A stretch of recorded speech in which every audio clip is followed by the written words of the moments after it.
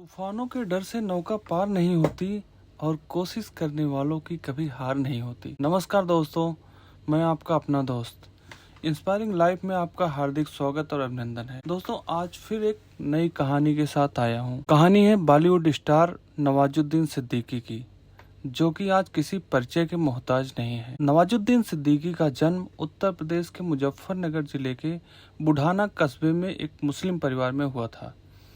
नवाजुद्दीन सिद्दीकी 7 भाइयों और 2 बहनों में सबसे बड़े हैं और निकाह के बाद इन्हें एक लड़का और एक लड़की भी है। बेहद सामान्य परिवार से आने वाले नवाज हमेशा पढ़ लिख कर नौकरी के बारे में ही सोचा करते थे। नवाजुद्दीन सिद्दीकी हरिद्वार की गुरुकुल कांगड़ी यूनिवर्सिटी से साइंस में ग्रेजुएशन किया, फिर भी जॉब नहीं मिली तो 2 साल तक इधर उधर भटकता रहा। बड़ौदा की एक पेट्रोकेमिकल कंपनी में नौकरी लगी और 1.5 साल तक काम किया, लेकिन वह नौकरी इतनी खतरनाक थी कि तमाम तरह के केमिकल की टेस्टिंग करनी पड़ती थी, जिससे उनको खतरा था। फिर एक दिन तंग आकर उन्होंने नौकरी छोड़ दी। उसके बाद काम तो मिला नहीं, लेकिन एक दिन किसी दोस्त के साथ नाटक देखने चला गया। प्ले देखकर दिल खुश हो गया। इसके बाद कई सारे नाटक देखे। धीरे धीरे रंगमंच का जादू नवाज के सिर पर चढ़कर बोलने लगा था। खुद से कहा, यार ये वही चीज है जो मैं करना चाहता हूँ।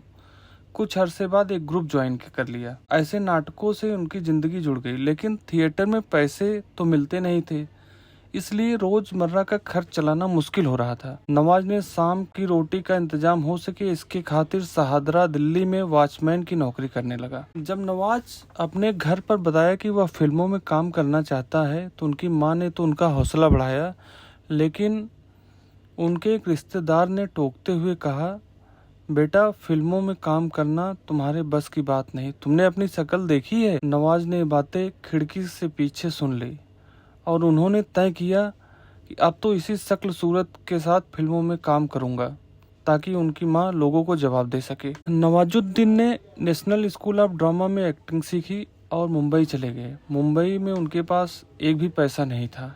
एक बार उन्हें किसी जानकार ने पैसे की मदद मांगने पर उन्हें केवल 50 रुपए दिए। उनके पास ऑटो में आने जाने के लिए पैसे नहीं होते थे, लेकिन वह घंटों पैदल चलकर जब वह डायरेक्टर लोगों से मिलते थे तो लोग यह कहकर मना कर देते थे कि उनकी शक्ल अच्छी नहीं है। पर संघर्ष के दिनों में उन्होंने हार नहीं मानी और मुंबई में भूखे प्यासे पैदल एक डायरेक्टर से दूसरे डायरेक्टर के पास भटकते रहे। साल 1999 फिल्म सरफरोश में इन्होंने बॉलीवुड इंडस्ट्री में डेब्यू किया। इस फिल्म में मुख्य भूमिका थे आमिर खान। उसके बाद नवाज की किस्मत अनुराग कश्यप की गैंग्स ऑफ वासेपुर ने बदल डाली, जिसमें उन्होंने फैजल खान का रोल किया। इस किरदार ने उन्हें सिनेमा में नहीं बल्कि घर घर भी फेमस कर दिया। इसके बाद अभिनेता के पास एक से एक फिल्में आई। उसके बाद नवाज ने कभी पीछे मुड़कर नहीं देखा। आज नवाज अपने लुक्स से नहीं बल्कि अपने टैलेंट को लेकर जाने जाते हैं।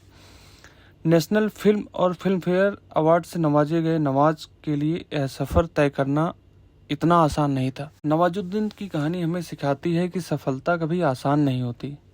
संघर्ष, असफलता और निराशा से गुजरते हुए हम उस मंजिल तक पहुंच सकते हैं जिसे हम चाहते हैं। नवाज ने हमेशा अपनी कड़ी मेहनत, ईमानदारी और खुद पर विश्वास रखा। आज वह उन लोगों में शुमार है जिन्होंने अपने सपने को साकार किया है। हम सभी को नवाजुद्दीन से यह सीख मिलती है कि स्थिति चाहे कैसी भी हो, अगर हम अपने लक्ष्य के प्रति समर्पित रहे तो सफलता जरूर मिलेगी। आज की कहानी यहीं तक। आगे मिलते हैं फिर किसी नई कहानी के साथ। अगर आपने मेरा चैनल इंस्पायरिंग लाइफ सब्सक्राइब नहीं किया है तो कर लीजिए। इसी तरीके की मोटिवेशनल कहानियाँ आपको मिलती रहेंगी। धन्यवाद।